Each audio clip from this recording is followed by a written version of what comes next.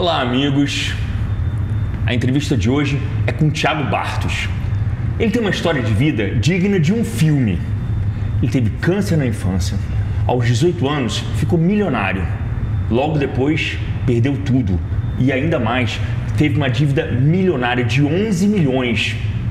E só encontrou um caminho quando descobriu a palavra de Deus. Ele nasceu católico. Hoje é evangelista. Thiago Bartos. Prazer. Essa é a história? É mais ou menos isso, meu amigo. Mais ou menos isso. Tem muitos meandros. Meu, se a gente for aqui detalhar, a gente vai ter umas 4 horas de conversa. Vamos por partes. Vamos lá. Primeiro preciso entender câncer na infância. Com um ano, um pouco antes, na verdade no meu aniversário de 1 ano, eu já tinha muitas febres, eu tinha algumas coisas. E foi descoberto logo em seguida que eu tinha um câncer chamado neuroblastoma no retroperitônio.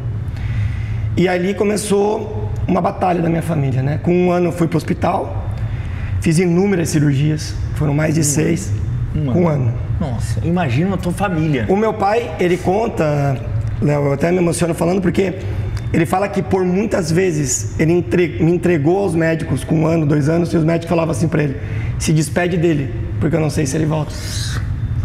Sério isso? Liga para sua esposa e pede para ela vir, porque a próxima cirurgia eu não sei se ele aguenta. E isso durou até os 4 anos. Foram muito tempo no hospital, muito tempo em UTI, ir e vir, muitas cirurgias. Eu tirei um rim, 1/3 do intestino, adquiri hepatite C. Se eu mostrar meu abdômen para você, parece o mapa do Brasil. Sério? Parece o mapa do Brasil. E você cresceu com isso? Cresci. E com 4 anos eu recebi a cura.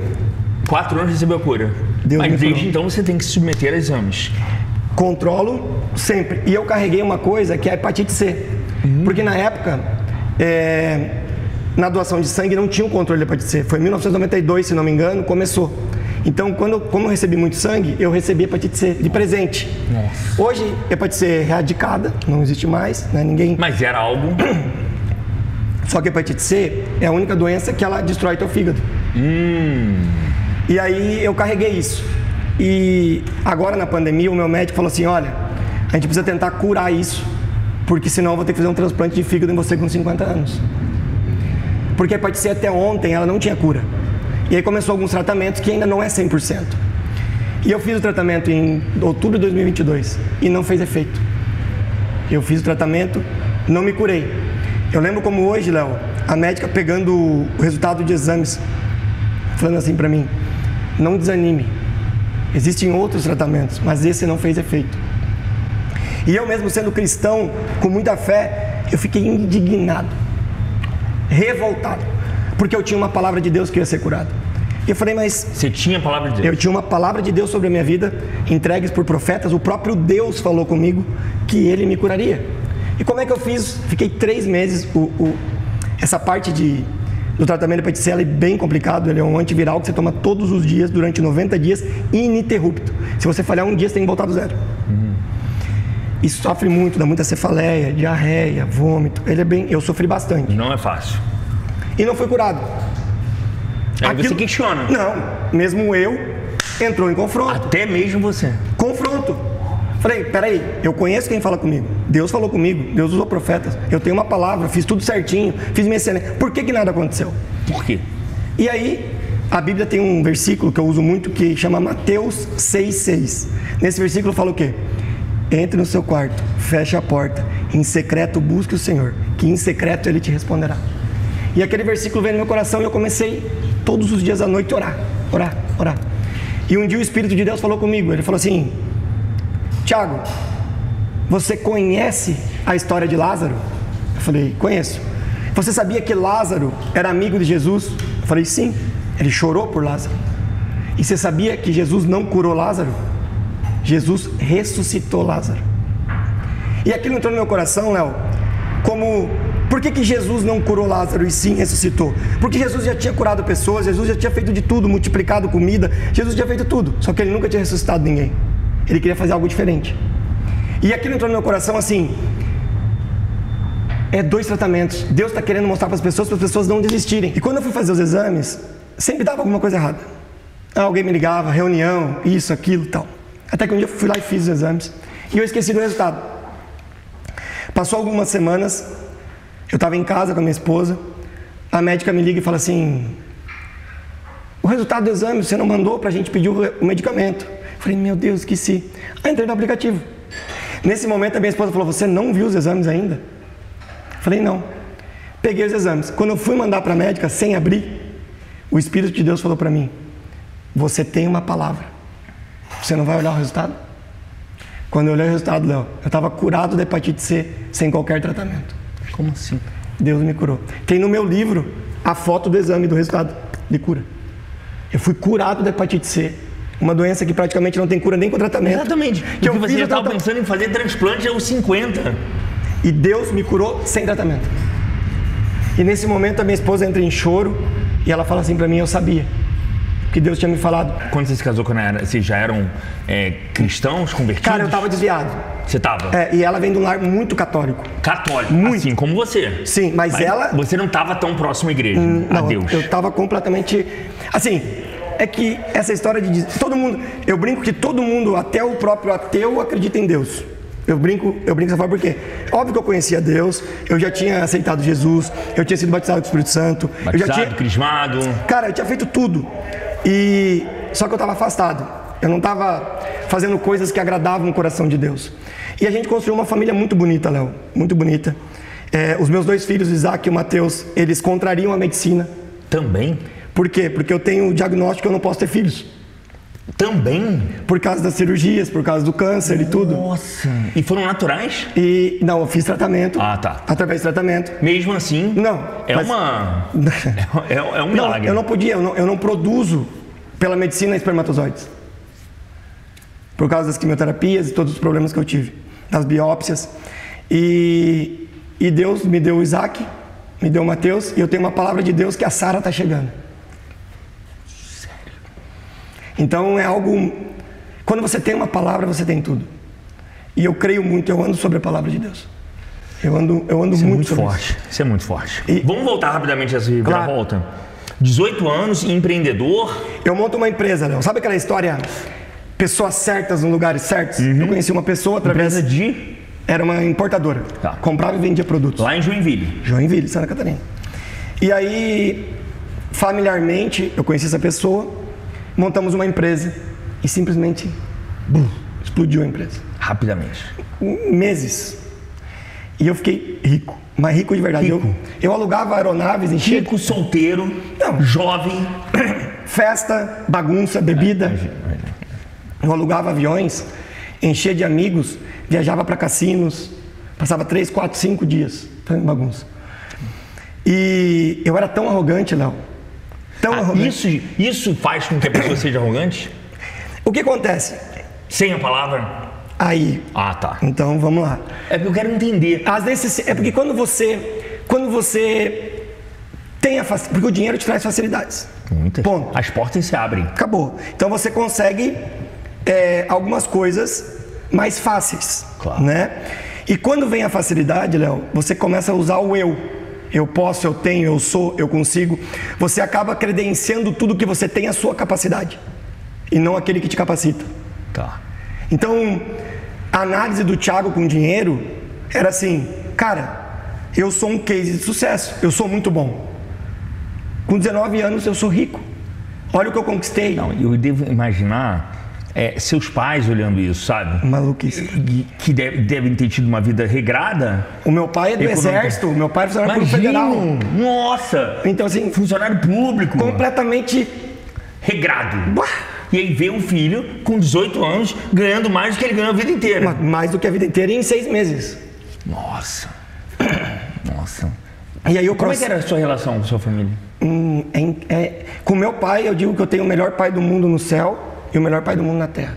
O meu pai abriu mão de tudo para ficar comigo até os 4 anos nesse tratamento. O meu pai, eu me emociono se eu conseguir ser 5% do que ele foi. Sim. Meu pai é fora da curva. E meu pai hoje, Léo, ele tá com leucemia.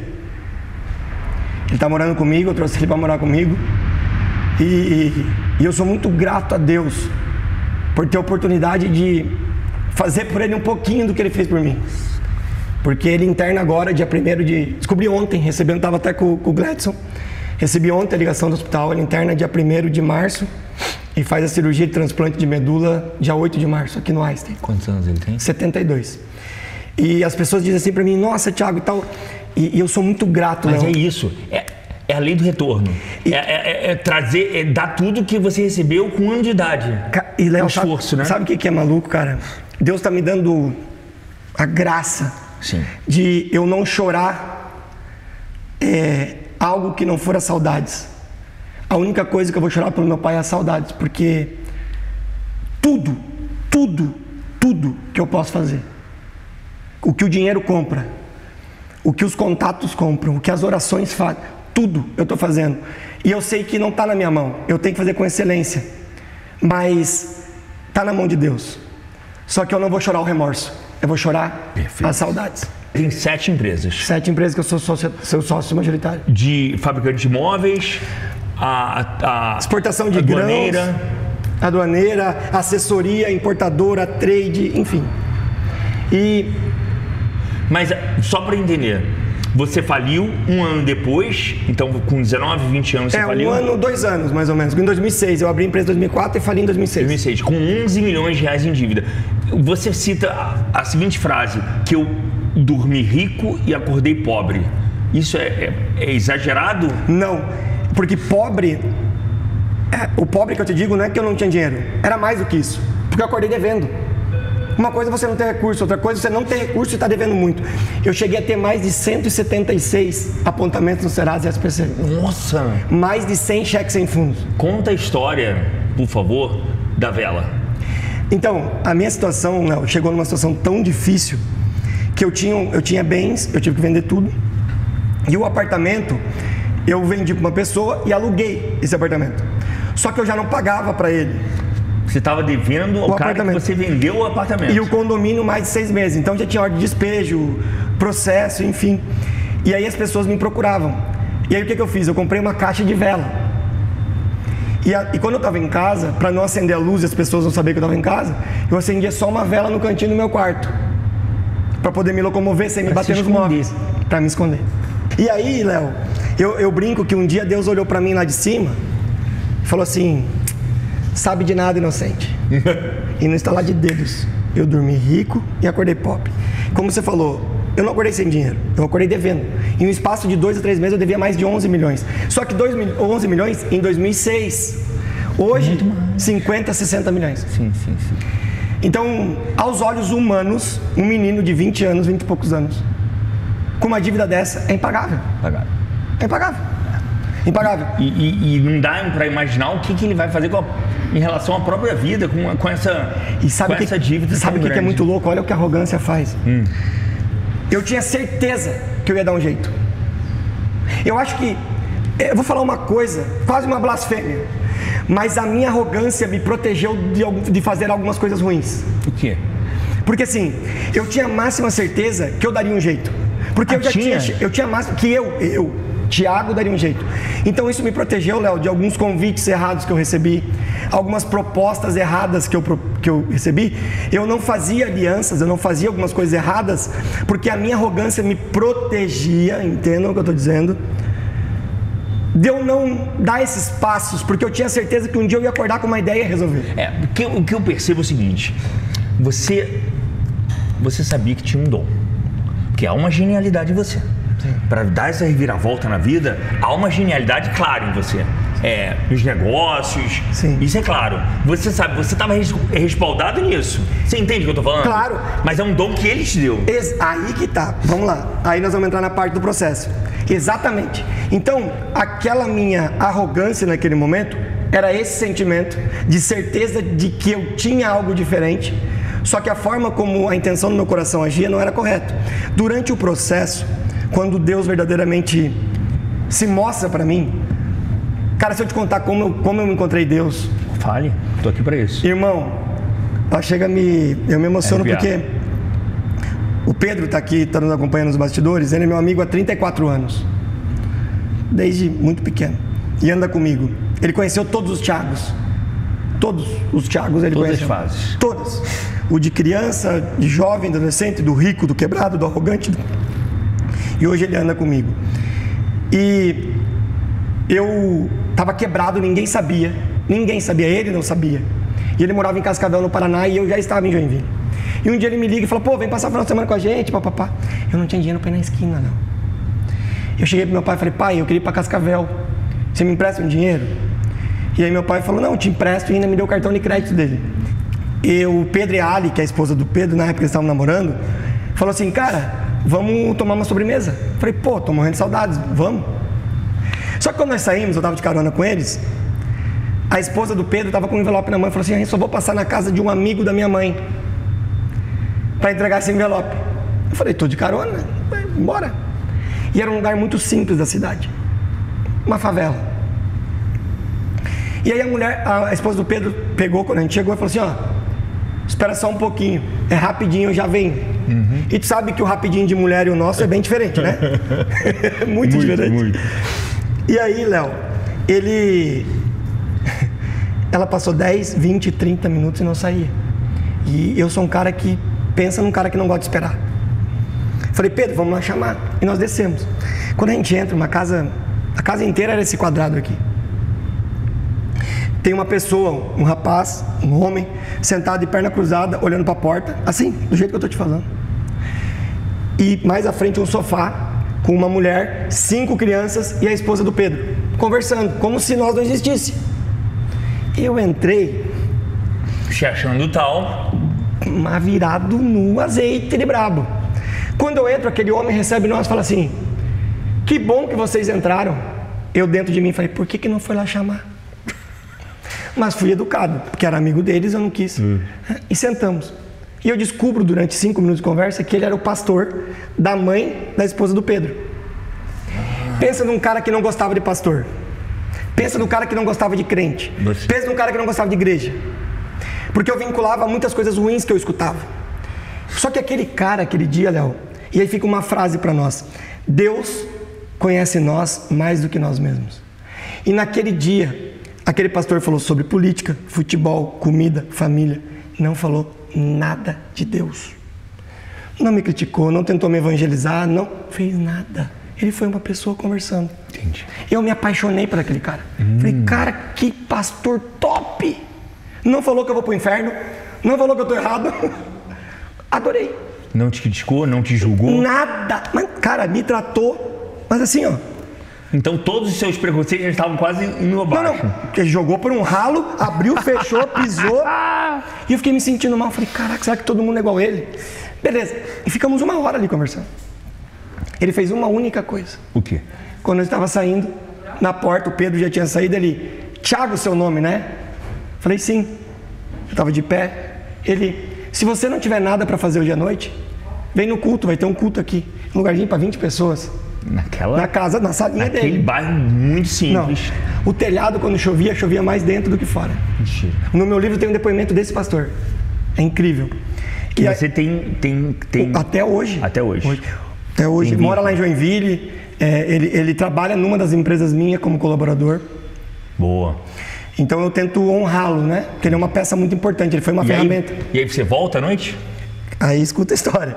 Quando eu saí, eu falei, como eu gostei muito dele, Léo, eu não queria dizer não. Falei, claro, pastor. Claro. Se dá, eu venho. Da boca pra fora. Mentira. Eu já tinha comprado ingresso da boate, tinha comprado a bebida, tinha marcado festa, churrasco, bagunça, mulherada. Vou voltar o quê, rapaz? Tá louco?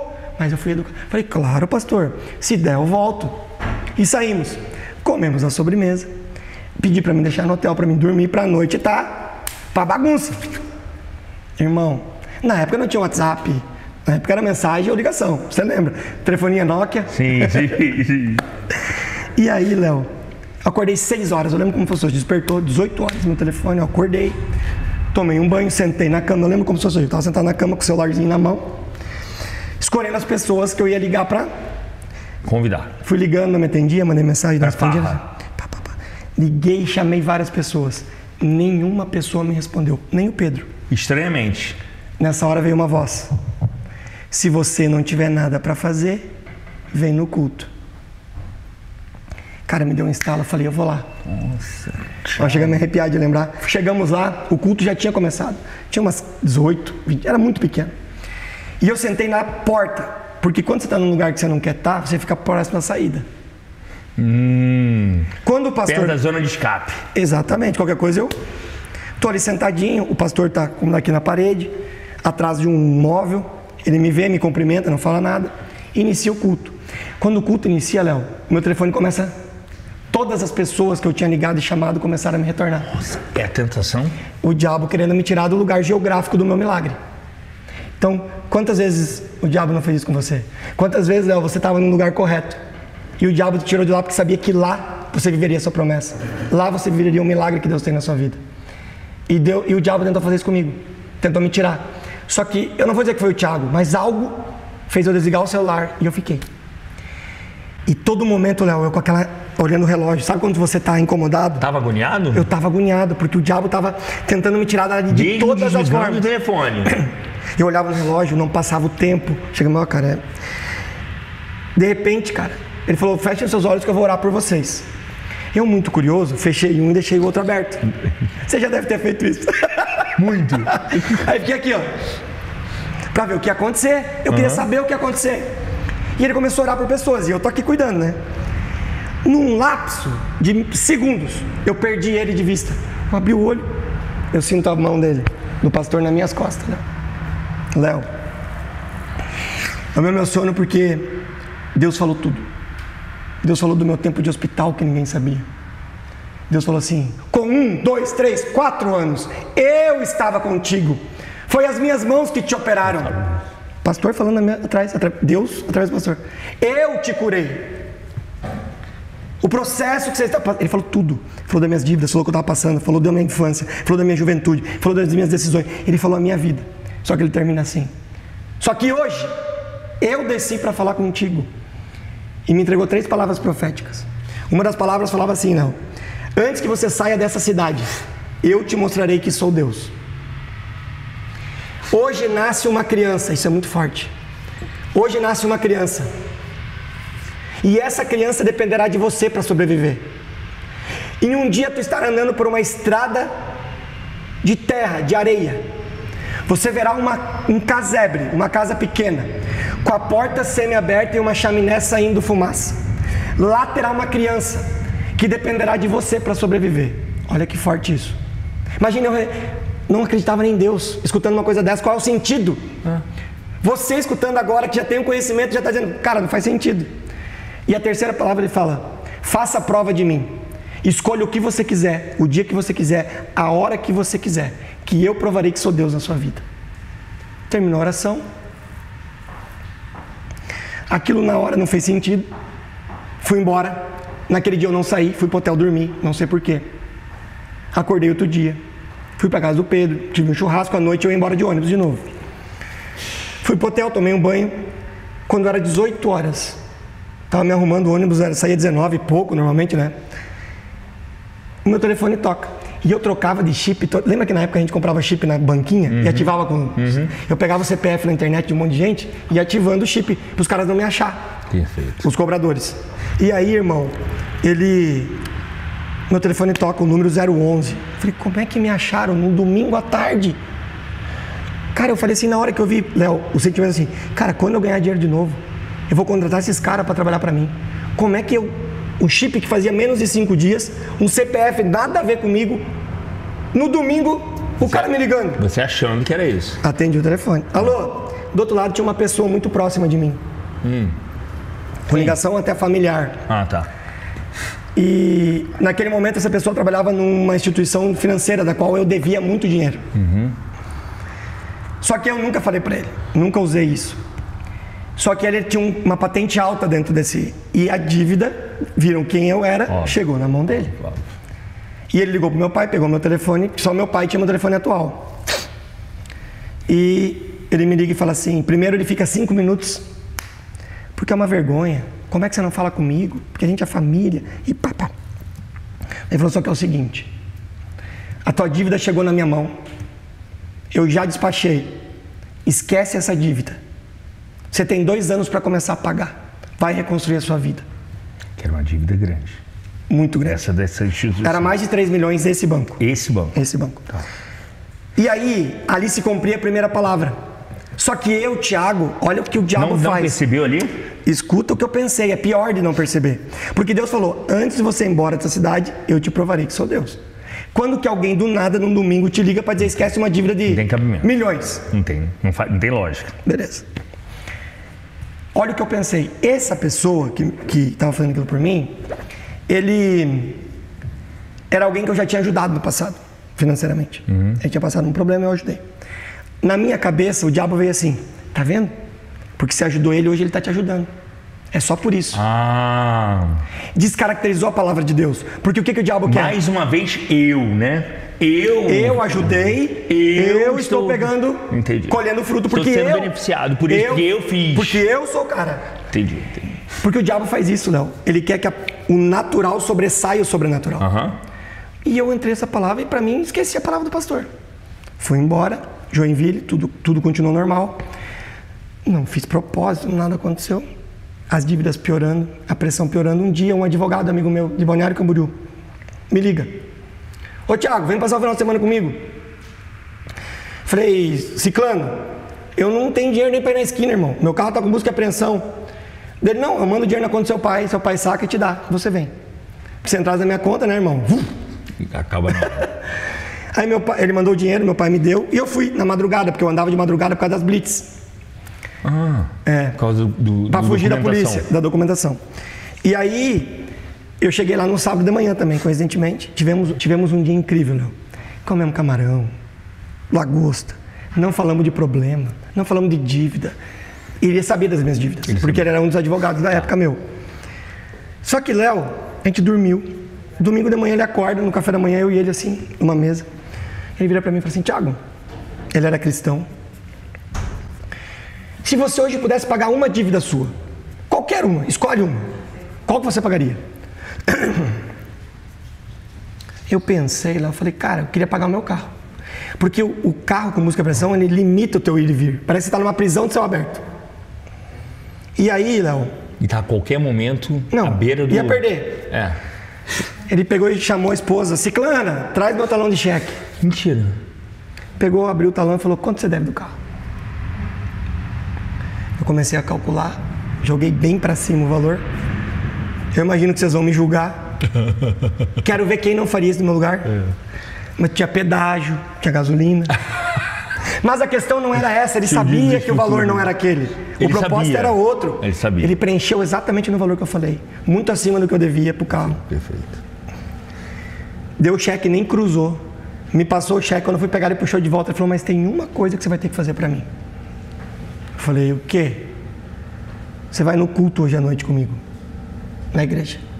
Eu olhei pra ele, brinquei com ele, tem que sequestrar o pastor, fazer alguma coisa? Daí ele começou a rir. Ele falou, não, eu só quero que você vá no culto. Eu falei, por esse dinheiro? Eu monto uma igreja pra ti, irmão. Eu falei, tá fechado, acordo firmado. Ele me entregou o cheque. Eu olhei nem cruzado, Léo, tava. Nossa. Botei no bolso. Assunto acabou. Fomos pra praia, tivemos um dia incrível. Quando deu 16 horas, ele, vamos arrumar que a gente vai pra igreja. Na hora, peguei a cadeira, bati a areia, lavei os pés, peguei, fui pro apartamento. Me arrumei, quando era 18 horas eu tava pronto. Cheiroso, bonito, arrumado. Esperando eles. Fomos pra igreja. Quando a gente chega na igreja é muito grande, 2.000 lugares. Ele era amigo do pastor. E o que acontece? Ele tinha separado a primeira fileira para nós. Quando eu tô entrando, ele fala, a gente vai sentar lá na frente. Eu parei. Parece que eu tomei um soco no meio do peito. Não era perto da porta, não era perto da saída. Aí eu falei, epa, pera. Nenhuma cláusula do nosso acordo falava em sentar na primeira fileira. Era vir na igreja. Aqui estou, vou sentar lá no fundo. Sentei na última cadeira, na ponta, na porta. E eles, a família toda ficou lá. Só que aquele dia eu cometi um erro, Léo. Eu fui de vermelho. O que tem? Você já vai entender. Naquele dia, era um pastor convidado, um mineiro. A gente chama de pentecostal. Eu brinco que o sobrenome dele... Mais uma vez um pentecostal. Mas muito, só que esse era muito. Mais do que o primeiro. Mas, cara, ele ficou quase 2 horas com a banda em cima do púlpito, profetizando, orando, falando. De repente, ele tá no canto, falando com o baterista, e eu tô no outro oposto. Ele fala, para. Você Aí no fundo, levanta. Eu peguei e fiz assim, né? Cutuquei uma senhora do meu lado. Verdade, gente. Fiz assim, ó. Tá te chamando. Aí ele fala assim, não. Você de vermelho. Quando eu olhei na minha volta... Só você. Só tinha branco, preto e cinza. E eu de vermelho. Eu levantei. O que acontece num lugar que tem 2.000 pessoas e ele manda uma pessoa levantar? Todo mundo vira o centro das atenções. Irmão. Você virou o centro das atenções. Durante alguns minutos, esse cara falou tudo da minha infância. Novamente. Falou tudo da minha vida financeira, só que ele foi mais longe, uma coisa que ninguém sabia. Ele falou do pastor de Cascavel. E aí ele começou a me bater literalmente. Você é um covarde. Você não tem coragem de fazer prova de mim porque eu existo. E você tem medo. E começou lá. Na frente de todo mundo. Um baixinho desse tamanho. Vontade de ir lá na frente. Verdade. E aí, Léo, naquele dia eu decidi fazer o propósito para quê? Para me livrar disso, dessa palhaçada. Não aguentava mais a perseguição. Saí dali, terminou o culto. Peguei a estrada para ir embora, com o cheque no bolso. No caminho eu liguei para o pastor lá de Cascavel. Falei, ô, pastor, ele me chama de Bença. Até hoje, ele falou, ô Bença. Ele é bem humilde, é muito engraçado. Ô Bença, o que foi? Falei, pastor, acabei de sair do culto. E eu decidi, eu vou fazer esse propósito.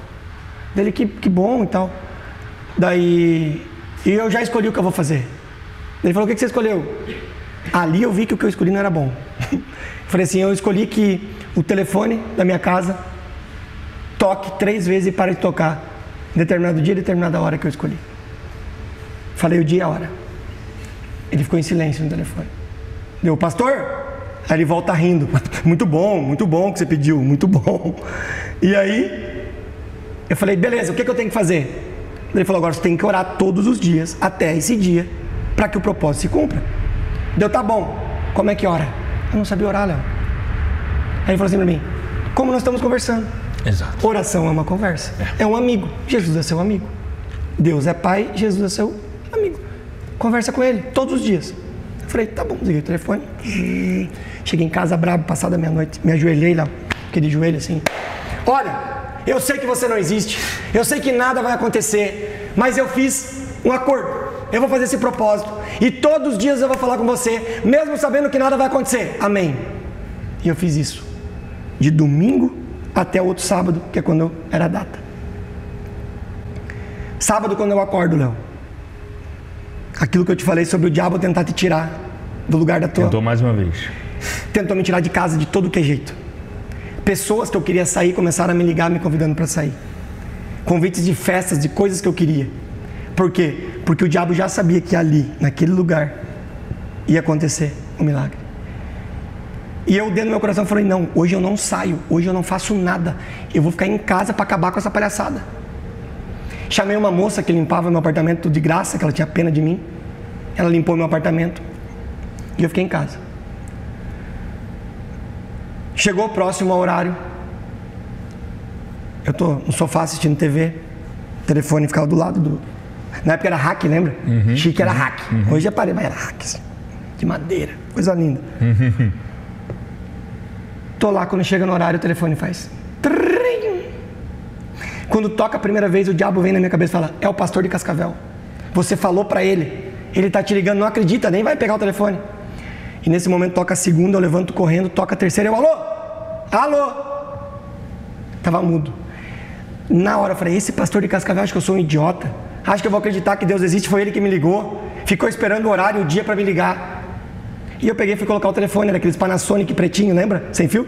Quando a gente colocava na base, ele fazia pipi. Quando eu botei na base, ele não fez pipi. Eu olhei. Puxei o hack, Léo. O telefone estava fora da tomada. Ué? Como é que ele tocou? Deus. Isso é Deus. O sobrenatural não é explicado. O telefone tocou 3 vezes. Como eu pedi para Deus, com o telefone fora da tomada.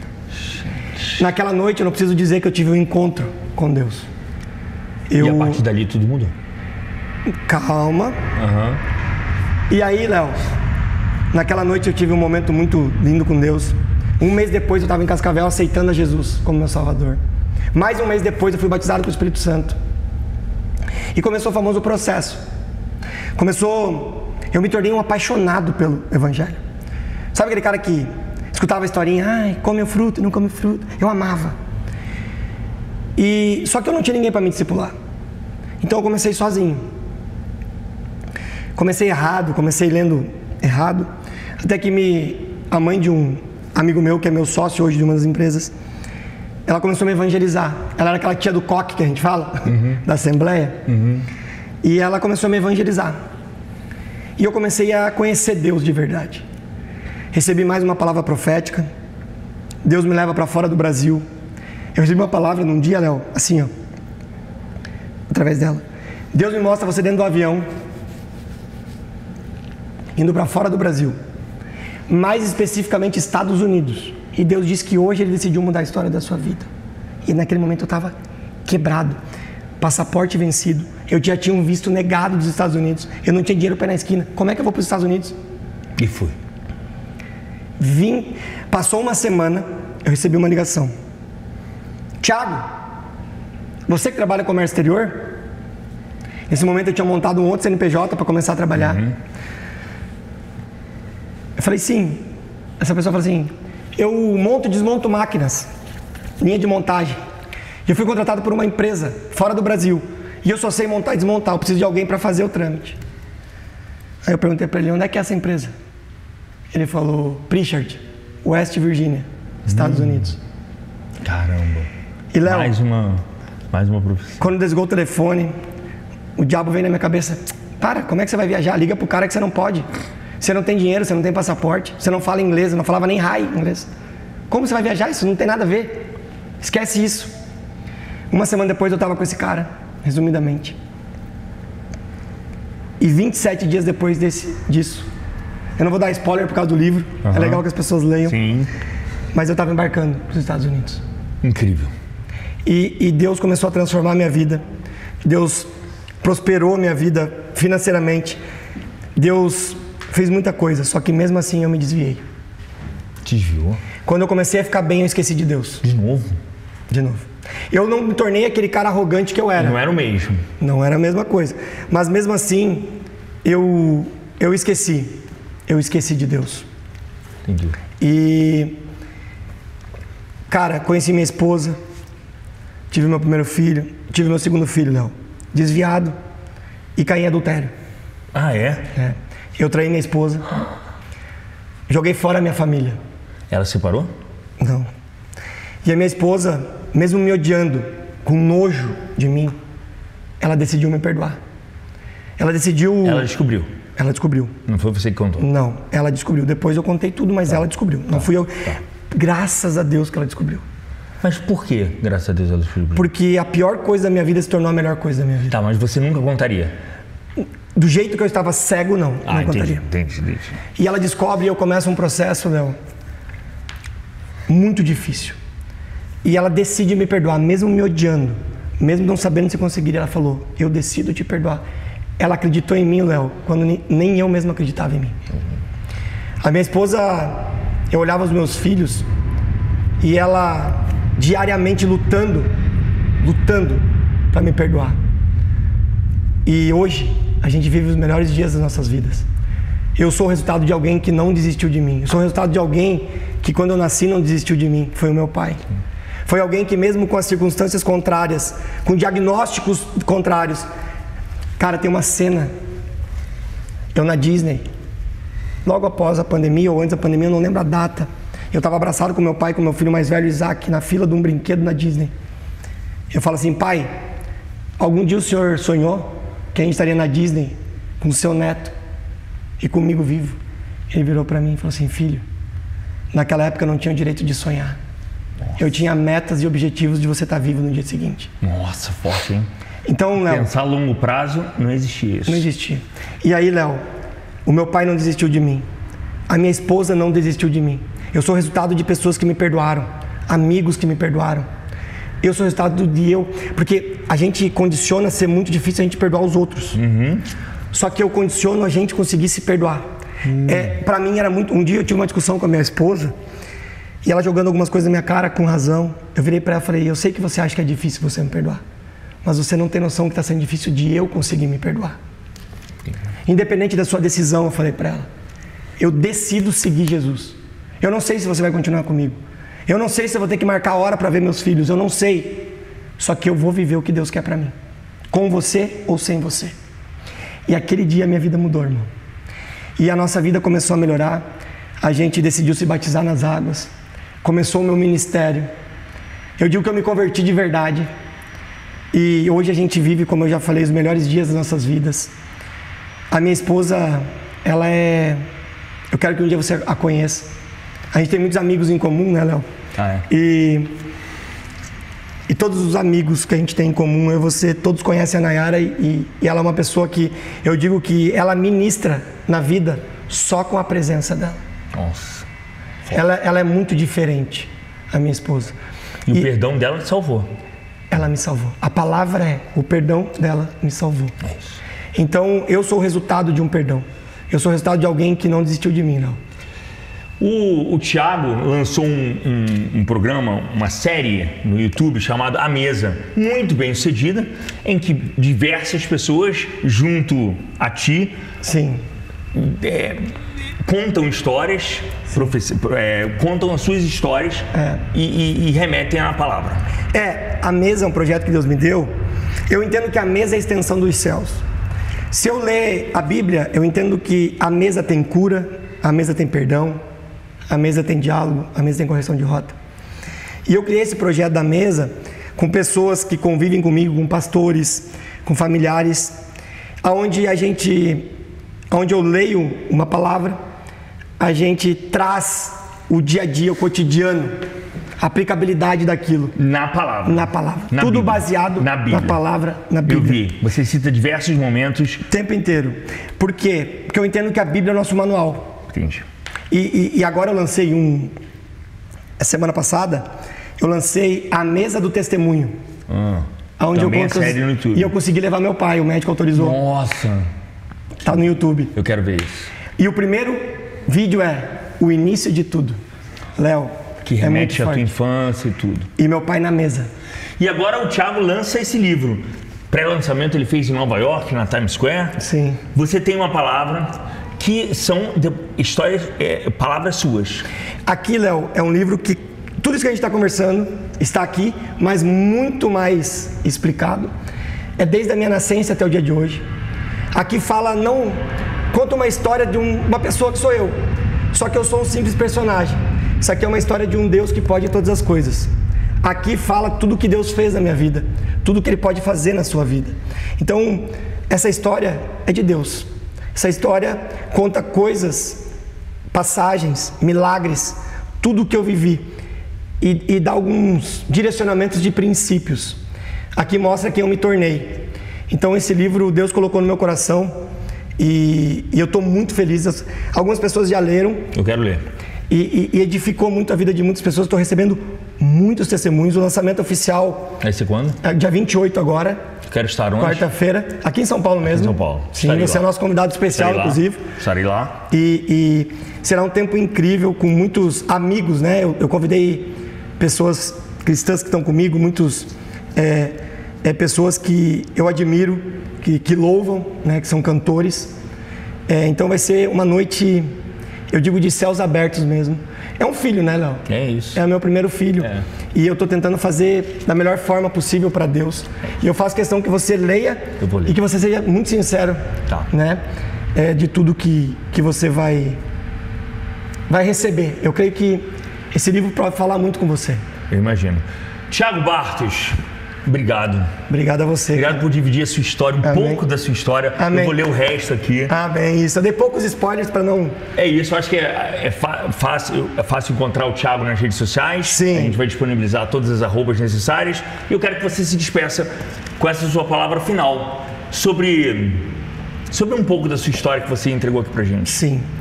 Você que está assistindo a gente, eu tenho certeza que esse encontro, essa entrevista, ela não é à toa. Eu não acho que essa foi uma agenda que eu e você marcamos. Eu creio na agenda dos céus. Eu creio que o que nós estamos conversando aqui, de alguma forma vai entrar na sua casa, vai entrar no seu coração. E com certeza no meu, porque não acho que quando eu estou falando, eu estou ministrando para os outros. Eu estou ministrando para mim mesmo.